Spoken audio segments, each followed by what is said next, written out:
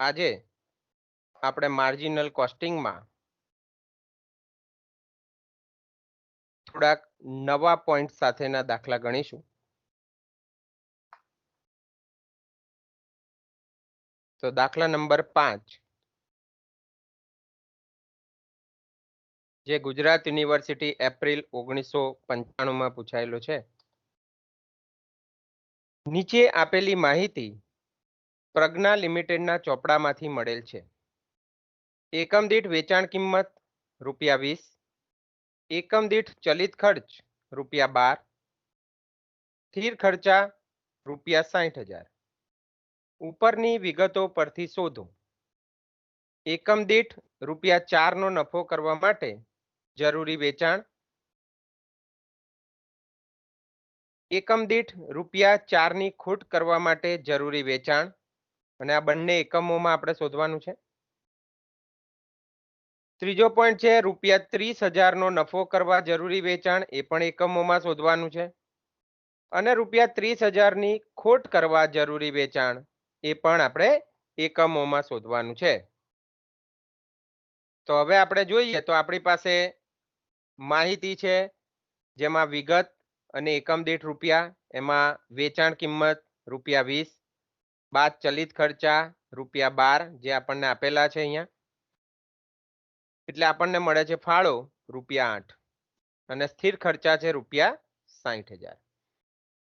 તો હવે આપણે પહેલો પોઈન્ટ જે આપણો છે શોધવાનો, કે જેમાં એકમ દીઠ ₹4 નો નફો કરવા માટે જરૂરી વેચાણ કેટલા એકમો વેચવા જોઈએ, બરાબર. તો વિગત અને એકમ દીઠ રૂપિયા બે કોલમ આપણે પ્રિપેર કરીશું, જેમાં આપણું જે ફોર્મેટ છે એને આપણે કન્સિડર કરીશું કે ભાઈ વેચાણ બાદ ચલિત ખર્ચા એટલે આપણને ફાળો મળે, અને એમાંથી સ્થિર ખર્ચા બાદ કરીએ એટલે આપણને નફો મળે.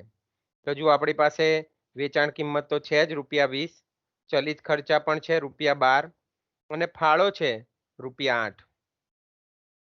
તો સ્થિર ખર્ચા એકમ દીઠ આપણને આપ્યા નથી, પણ કુલ આપેલા છે ₹60,000. અને આપણે નફો કેટલો જોઈએ છે, તો કે નફો જોઈએ છે એકમ દીઠ ₹4.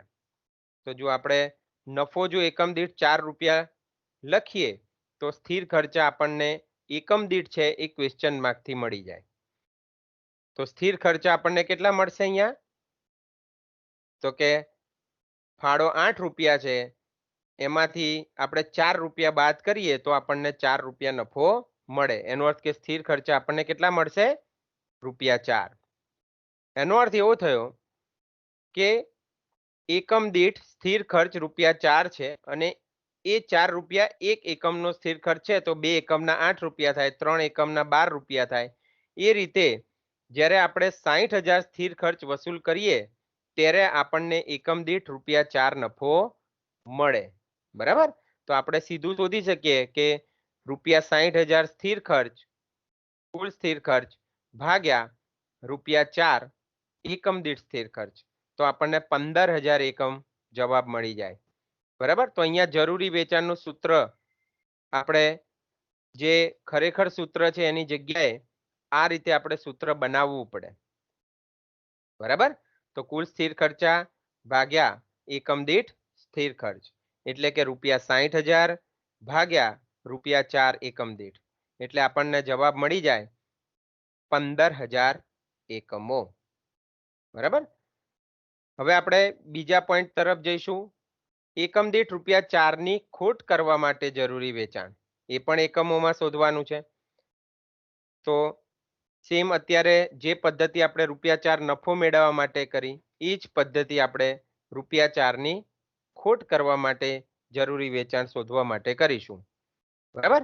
તો એકમ દીઠ ₹4 ની ખોટ કરવા માટે જરૂરી વેચાણ, તો બરાબર વિગત અને એકમ દીઠ બે કોલમ આપણે પ્રિપેર કરી દઈશું. એમાં વેચાણ કિંમત ₹20 બાદ ચલિત ખર્ચા ₹12 એટલે આપણને મળે ફાળો ₹8. અહીંયા પણ સેમ સ્થિર ખર્ચા તો ₹60,000 જ રહેવાના છે.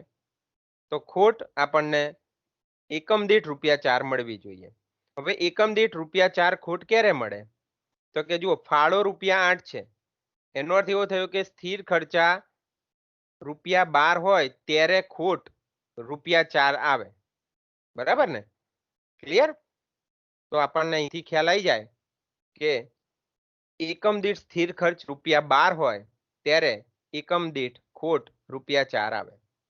હવે એકમ દીઠ સ્થિર ખર્ચ 12 હોય તો એક એકમના ₹12 તો બે એકમના ₹24, એવી રીતે ફરીવાર ₹60,000 સુધી આપણે જવું પડે, બરાબર? તો એની જગ્યાએ આપણે શું કરીશું? ₹60,000 ભાગ્યા ₹12 એટલે આપણને જવાબ મળી જાય 5,000 એકમ. તો અહીંયા પણ આપણે જરૂરી વેચાણનું સૂત્ર જે હમણાં આપણે ઉપયોગ કર્યો એ જ કરીશું. કુલ સ્થિર ખર્ચા ભાગ્યા એકમ દીઠ સ્થિર ખર્ચ, તો ₹60,000 ભાગ્યા ₹12 એટલે 5,000 એકમો. તો આપણને ખ્યાલ આવી જાય અહીંયા. ઓકે, ત્યાર પછી આપણે ત્રીજા પોઈન્ટ તરફ જઈશું. તો અહીંયા લખ્યું છે ₹30,000 નો નફો કરવા માટે જરૂરી વેચાણ એકમોમાં, બરાબર? તો આપણે ₹30,000 નો નફો કરવાનો છે. તો જરૂરી વેચાણનું સૂત્ર અહીંયા આપણે હવે ઓરિજિનલ સૂત્ર વાપરવું પડશે, કારણ કે અહીંયા તમને જે નફો આપ્યો છે એ એકમ દીઠ નથી આપ્યો, કુલ ₹30,000 નો નફો કરવાનો છે, બરાબર? તો જરૂરી વેચાણનું આપણું જે સૂત્ર છે એનો ઉપયોગ આપણે અહીંયા કરીશું. કુલ સ્થિર ખર્ચા વત્તા અપેક્ષિત નફો ભાગ્યા એકમ દીઠ ફાળો, એટલે ₹60,000 વત્તા ₹30,000 ભાગ્યા ₹8 જે આપણો એકમ દીઠ ફાળો છે. તો આપણને એકમો મળશે 11,250. તો આપણું જરૂરી વેચાણ આવી ગયું આ, કે જો આપણે ₹30,000 નો નફો કરવો હોય તો આપણે 11,250 એકમોનું વેચાણ કરવું પડે, બરાબર? ઓકે, ત્યાર પછી આપણે ચોથા પોઈન્ટમાં જઈએ. તો ₹30,000 ની ખોટ કરવા જરૂરી વેચાણ એકમોમાં. હવે અહીંયા પણ તમને જુઓ ₹30,000 ની ખોટ કરવા માટે જરૂરી વેચાણ શોધવાનું છે. તો એનું સૂત્ર છે જરૂરી વેચાણ બરાબર કુલ સ્થિર ખર્ચા માઇનસ અપેક્ષિત ખોટ ભાગ્યા એકમ દીઠ ફાળો. તો ₹60,000 જે આપણા સ્થિર ખર્ચા છે માઇનસ ₹30,000 જે આપણી ખોટ છે અને ભાગ્યા એકમ દીઠ ફાળો ₹8. તો આપણો જવાબ આવે 3,750 એકમ, બરાબર? તો બધાને અહીંયા ખ્યાલ આવી જાય. તો ચારે પોઈન્ટ આપણે અહીંયા પૂરા કરીએ છીએ. હવે આપણે આગળના દાખલામાં જઈએ. તો દાખલા નંબર 6 જે સૌરાષ્ટ્ર યુનિવર્સિટી ટીવાય માર્ચ 2011માં પૂછાયેલો દાખલો છે. જો એક કંપનીનો સલામતી ગાળો 40% અને નફા જથ્થાનો ગુણોત્તર 50% હોય અને વેચાણ ₹10 લાખનું હોય તો શોધો એક ચોખ્ખો નફો અને બીજું સમતૂટ બિંદુએ વેચાણ, બરાબર? તો અહીંયા જુઓ ખૂબ જ નાની રકમ છે, બે જ માહિતી તમને આપી છે. સલામતી ગાળો 40% આપ્યો છે અને નફા જથ્થાનો ગુણોત્તર 50% આપ્યો છે અને વેચાણ આપ્યું છે ₹10 લાખ. અને એના ઉપરથી આપણે આ બંને વિગત શોધીશું, ચોખ્ખો નફો અને સમતૂટ બિંદુ. તો હવે આપણે જેમ આપણે રૂટીનમાં કોલમ બનાવીએ છીએ એ રીતે બનાવીએ, વિગત અને કુલ રૂપિયા. તો જો આપણી પાસે વેચાણ આપેલું છે આપણને ₹10 લાખ અને આપણને સાથે નફા જથ્થાનો ગુણોત્તર આપેલો છે 50%.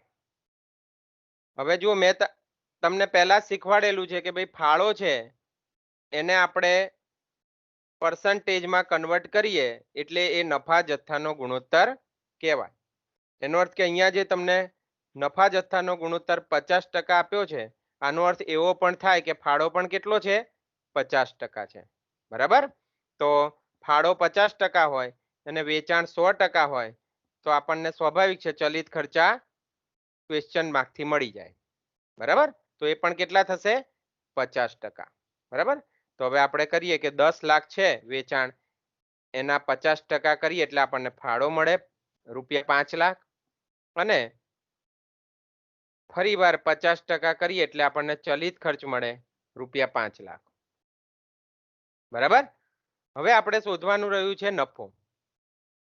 તો નફો કઈ રીતે શોધાય? તો જો મેં તમને શીખવાડ્યું છે કે સલામતી ગાળો છે એ એવો ગાળો છે, એટલે કે એવું વેચાણ છે જેમાંથી નફો મળે છે. હવે જો આપણે ઓરલી કહી શકીએ કે ₹10 લાખનું વેચાણ છે, એમાં 40% જો સલામતી ગાળો હોય એટલે કે ₹4 લાખ, ₹4 લાખ સલામતી ગાળો હોય, અને નફા જથ્થાનો ગુણોત્તર 50% છે, એટલે કે આપણો ફાળો 50% છે, તો એને ગુણ્યા 50% કરીએ એટલે આપણને નફો મળી જાય. બરાબર. તો નફો મળે આપણને ₹10 લાખ ગુણ્યા 40% બરાબર ₹4 લાખ ગુણ્યા 50% બરાબર ₹2 લાખ. બરાબર. તો આપણને ક્વેશ્ચન માર્કથી સ્થિર ખર્ચા મળી જાય ₹3 લાખ. તો જો હવે આપણે કઈ રીતે આ શોધ્યું? બરાબર. જો બધા જવાબ તમારી સામે આવી ગયા કે ભાઈ ચોખ્ખો નફો છે ₹2 લાખ. બરાબર. સમતૂર બિંદુએ વેચાણ પણ હવે આપણે ઇઝીલી શોધી શકીએ, કારણ કે સ્થિર ખર્ચા આપણે શોધી લીધેલા છે. તો આ દરેક વસ્તુ કઈ રીતે શોધી એને પણ આપણે બતાવવું જરૂરી છે. બરાબર. તો સૌ પ્રથમ આપણે સલામતી ગાળો શોધવાનો. તો જુઓ તમને અહીંયા આપેલું છે વેચાણ ₹10 લાખ અને એના 40% સલામતી ગાળો છે.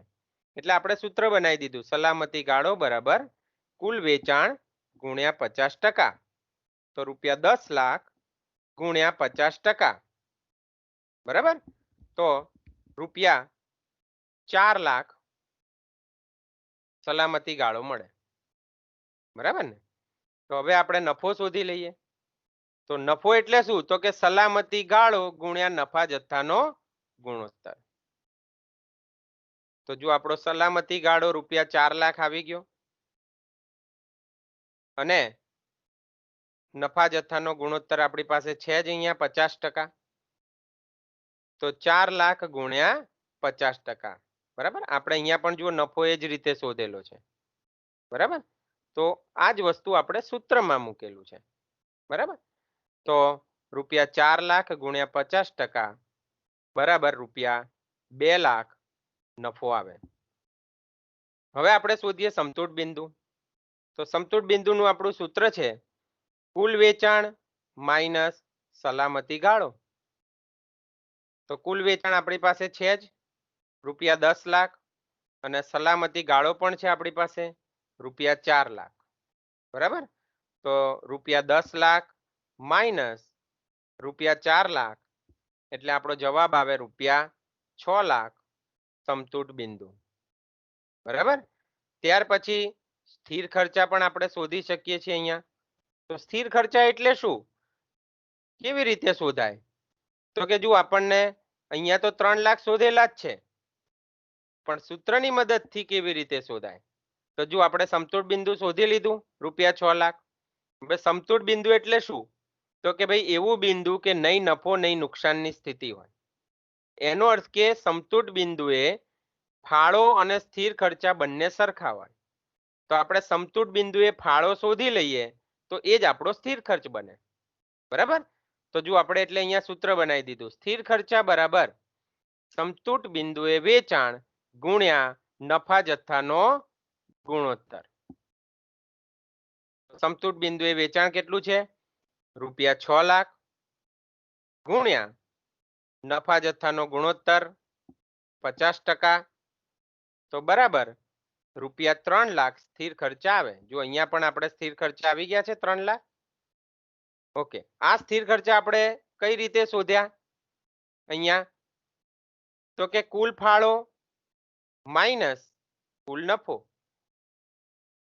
બરાબર. કારણ કે જો આપણે અહીં નફો શોધી નાખ્યો હતો, અને કુલ ફાળો ₹5 લાખ અહીંયા શોધેલો જ છે આપણે. બરાબર ને. તો કુલ ફાળો એટલે શું? તો કે ₹10 લાખ વેચાણ, એને ગુણ્યા નફા જથ્થાનો ગુણોત્તર 50%,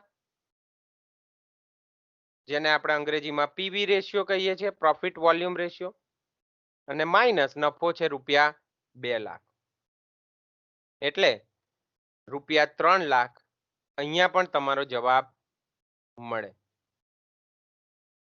બરાબર. હવે જો સ્થિર ખર્ચા પહેલા શોધીએ અને પછી સમતૂર બિંદુ શોધીએ તો કેવી રીતે શોધાય? તો જો સ્થિર ખર્ચા મળી ગયા હોય તો પછી આપણે સમતૂર બિંદુનું જે આપણું મુખ્ય સૂત્ર છે એનો આપણે ઉપયોગ કરવાનો. તો સમતૂર બિંદુ બરાબર સ્થિર ખર્ચા ભાગ્યા નફા જથ્થાનો ગુણોત્તર. તો બરાબર રૂપિયા 3 લાખ ભાગ્યા 50%, તો બરાબર રૂપિયા 6 લાખ. તો જો સમતૂર બિંદુ પણ તમને અહીંયા પણ 6 લાખ રૂપિયા મળી ગયું. આપણે પહેલા પણ ગણ્યું તો જુઓ છે રૂપિયા 6 લાખ. બરાબર. તો આ રીતે તમે પહેલા અથવા પછી ગમે તે રીતે દાખલો ગણી શકો છો. બરાબર. હવે આપણે જઈએ આગળ દાખલા નંબર 7 ઉપર. આ દાખલો પૂછાયો છે ગુજરાત યુનિવર્સિટી ટીવાય, માર્ચ 2000.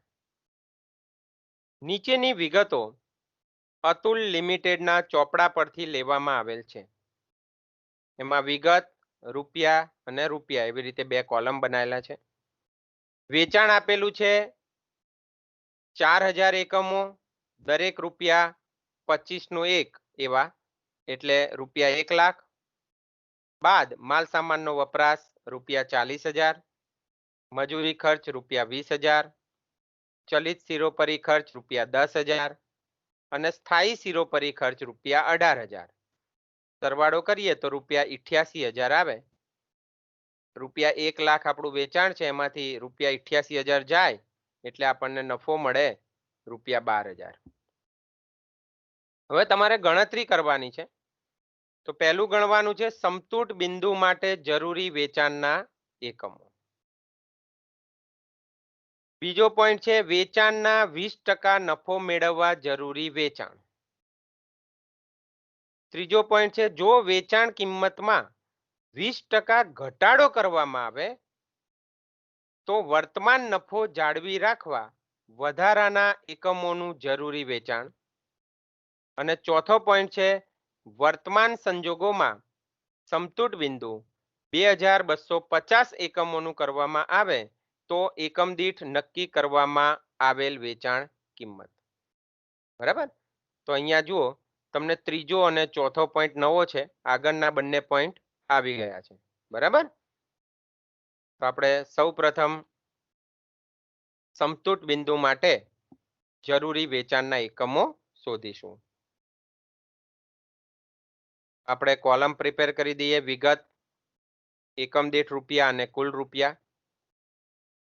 હવે આપણી પાસે બંને વિગત છે એટલા માટે આપણે એકમ દીઠ અને કુલ બંને કોલમ બનાવીએ છીએ અહીંયા. તો વિગતમાં જેમ આપણું ફોર્મેટ છે એમ વેચાણ બાદ ચલિત ખર્ચા એટલે આપણને મળશે ફાળો માઇનસ સ્થિર ખર્ચા એટલે આપણને મળશે નફો. તો સૌપ્રથમ વેચાણ લખીશું.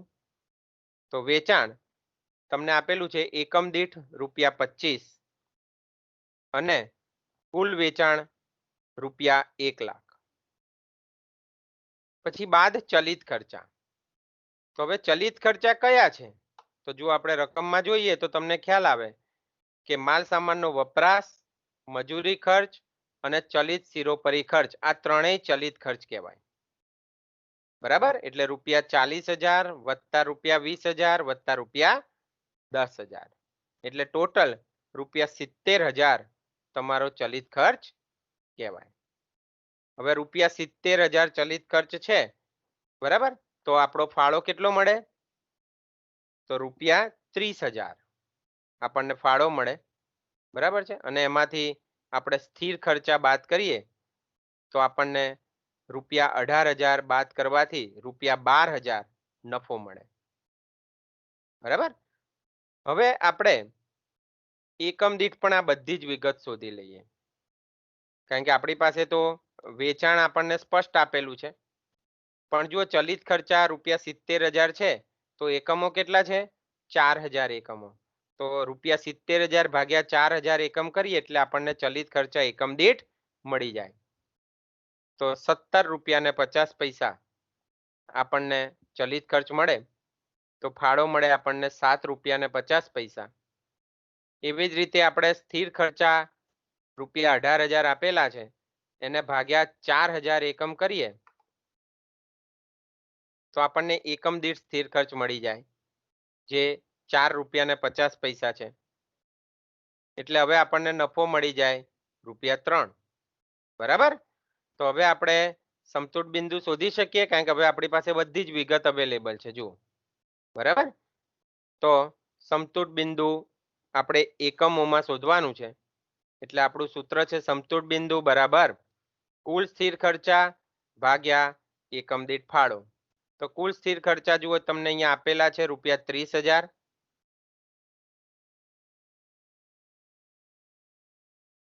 કુલ સ્થિર ખર્ચા જુઓ તમને અહીંયા આપેલા છે ₹18,000 અને એકમ દીઠ ફાળો આપેલો છે ₹7.5. બરાબર? તો આપણે કરીએ ₹18,000 ભાગ્યા ₹7.5 એટલે આપણને જવાબ મળી જાય 2400 એકમો. તો ખ્યાલ આવી જાય આપણને? બરાબર? તો હવે આપણે બીજો પોઈન્ટ ગણીશું, જેમાં છે વેચાણના 20% નફો મેળવવા જરૂરી વેચાણ. હવે વેચાણના 20% એટલે આપણી વેચાણ કિંમત છે ₹25, એના 20% કરવા પડે. બરાબર? તો પાછું આપણે કોલમ બનાવી દઈએ, વિગત અને એકમ દીઠ. તો વેચાણ બાદ ચલિત ખર્ચા એટલે ફાળો બાદ સ્થિર ખર્ચા એટલે નફો. તો જો વેચાણ કિંમત આપણી પાસે છે જ ₹25, ચલિત ખર્ચા પણ આપણી પાસે છે ₹17.5, એટલે આપણને ફાળો પણ મળી જશે ₹7.5. બરાબર? તો જો આપણે આગળથી જોઈને જ લખીએ છીએ, અહીંયા આપણે લખેલું જ છે. બરાબર? ₹25, ₹17.5 અને ₹7.5 ફાળો. બરાબર? ત્યાર પછી આપણે શું જોઈએ છે? તો કે નફો. બરાબર ને? તો બાદ આપણે સ્થિર ખર્ચા કરી અને નફો મેળવવાનો છે. તો નફો કેટલો જોઈએ છે? તો એમણે તમને કીધું છે વેચાણના 20%. હવે વેચાણ એટલે વેચાણ કિંમત કેટલી છે? ₹25. ₹25 ના 20% એટલે ₹5. એનો અર્થ કે અહીંયા આપણને નફો મળી ગયો છે ₹5. તો એનો અર્થ એવો થયો કે સ્થિર ખર્ચા કેટલા એકમ દીઠ વસૂલવા જોઈએ? તો કે સ્થિર ખર્ચા આપણને ₹2.50 લેખે એકમ દીઠ વસૂલવા જોઈએ. બરાબર? તો હવે કુલ સ્થિર ખર્ચા છે ₹18,000. બરાબર? તો જેમ હમણાં આપણે આગળ દાખલો ગણ્યો એ જ રીતે અહીંયા પણ આપણે જરૂરી વેચાણનું સૂત્ર મૂકીશું કે કુલ સ્થિર ખર્ચા ભાગ્યા એકમ દીઠ સ્થિર ખર્ચ. બરાબર? તો આપણને જવાબ મળી જાય. તો કુલ સ્થિર ખર્ચ છે ₹18,000 ભાગ્યા ₹2.5, તો આપણો જવાબ આવે છે 7,200 એકમો. તો 7,200 એકમો આપણે વેચીએ ત્યારે આપણને એકમ દીઠ ₹5 લેખે નફો મળશે, જે વેચાણના 20% કહેવાય. બરાબર? હવે ત્રીજો પોઈન્ટ આપણે જોઈએ, તો જો વેચાણ કિંમતમાં 20% ઘટાડો કરવામાં આવે તો વર્તમાન નફો જાળવી રાખવા વધારાના એકમોનું જરૂરી વેચાણ. તો પહેલા જરૂરી વેચાણ શોધીશું અને પછી વધારાના એકમો કેટલા વેચવા પડશે એ શોધીશું. પણ ફેરફાર શું કરવાનો છે? વેચાણ કિંમતમાં 20% ઘટાડો કરવાનો છે અને વર્તમાન નફો જાળવી રાખવાનો છે. તો ફરીવાર આપણે વિગત અને એકમ દીઠ 2 કોલમ બનાવીશું. વિગતમાં વેચાણ બાદ ચલિત ખર્ચા એટલે ફાળો. તો વેચાણ કિંમત કેટલી કરવાની છે? તો કે વેચાણ કિંમતમાં 20% ઘટાડો કરવાનો. તો હાલ વેચાણ કિંમત કેટલી છે? ₹25. બરાબર?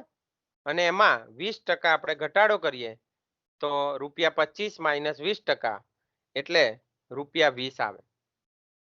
હવે વેચાણ કિંમત ઘટે તો ચલિત ખર્ચા ઘટે ખરા?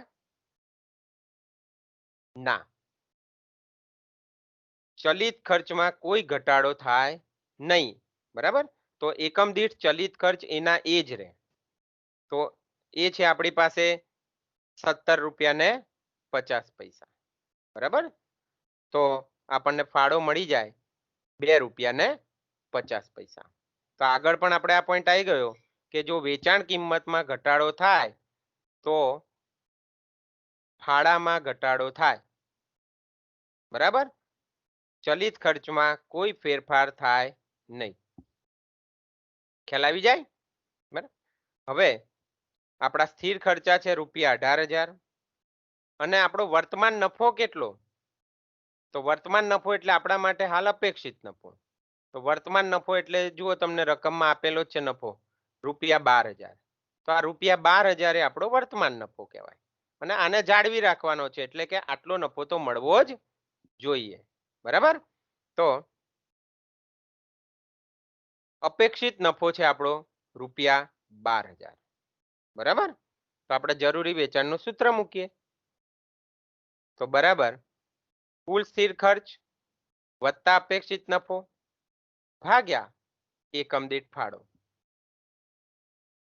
તો રૂપિયા 18,000 વત્તા રૂપિયા 12,000 ભાગ્યા રૂપિયા 2.5 એટલે કે રૂપિયા 30,000 ભાગ્યા રૂપિયા 2.5 કરીએ એટલે આપણને જવાબ મળી જાય 12,000 એકમો.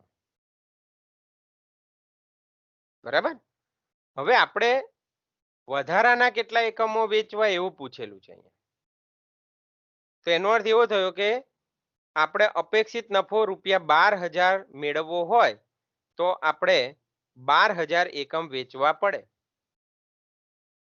પણ વધારાના એકમો એટલે શું? તો કે હાલ જે વેચાણ છે એમાં કેટલા વધારાના એકમો વેચવા પડે? તો જો આપણે જોઈએ તો હાલ કેટલા એકમો વેચી રહ્યા છીએ આપણે? 4,000 એકમો. બરાબર? અને હવે વેચવાના કેટલા છે? 12,000 એકમો. તો કેટલા એકમ વધ્યા? 8,000 એકમો. બરાબર? તો આપણે કઈ રીતે શોધ્યા? તો કે 12,000 એકમ માઇનસ 4,000 એકમ. બરાબર? તો 12,000 એકમ શું છે? જરૂરી વેચાણ છે આપણું. અને 4,000 એકમ શું છે?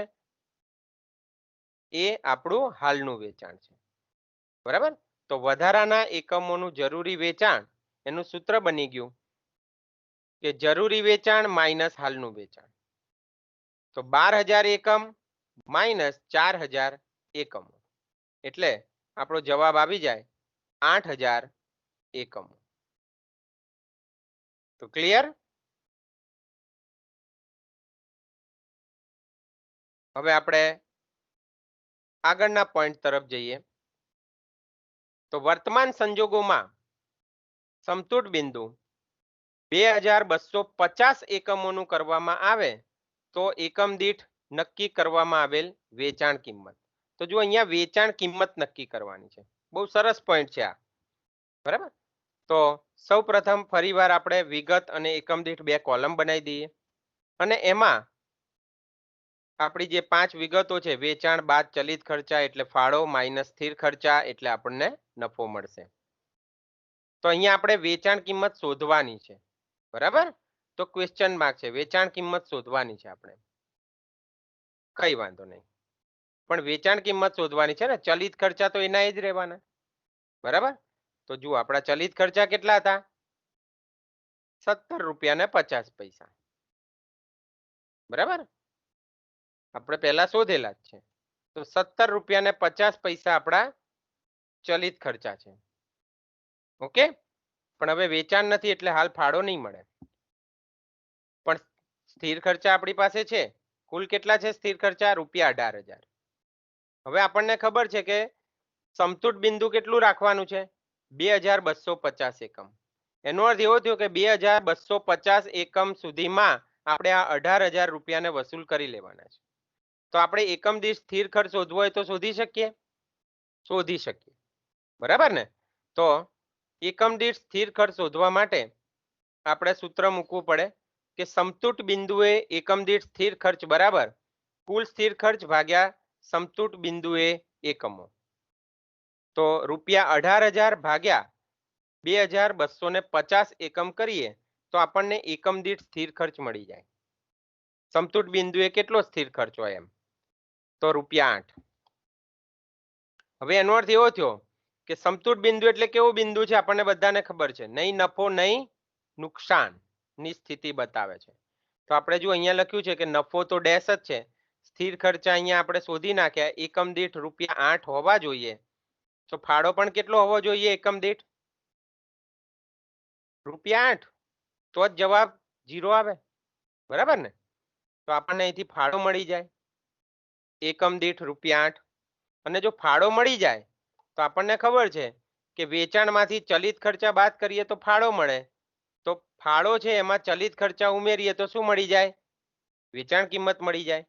એટલે ₹8 વત્તા ₹17.5 કરીએ એટલે આપણને વેચાણ કિંમત મળી જાય ₹25.50. તો જો આપણો અહીં જવાબ આવી ગયો. કેટલી વેચાણ કિંમત નક્કી થઈ? ₹25.50. પણ આપણે સૂત્રની મદદથી બતાવવાનું. કઈ રીતે બતાવવાનું? તો જુઓ, સમતુટ બિંદુએ સ્થિર ખર્ચ શોધી નાખ્યો ₹8, બરાબર? તો ₹8 સ્થિર ખર્ચના વત્તા ચલિત ખર્ચના ₹17.50. તો આ બંનેનો સરવાળો કરીએ એટલે આપણને સમતુટ બિંદુએ વેચાણ કિંમત મળી જાય, બરાબર? તો ₹17.5 વત્તા ₹8 એટલે આપણો જવાબ આવી જાય ₹25.50 એકમ દીઠ. તો આ રીતે આપણને સમતુટ બિંદુએ વેચાણ કિંમત કેટલી રાખવી? તો કે ₹25.50 રાખવી જોઈએ. તો જ આપણે સમતુટ બિંદુ 2250 નક્કી કરી શકીએ. ઓકે, ખ્યાલ આવી જાય બધાને? Dear students, subscribe the video, press the bell icon,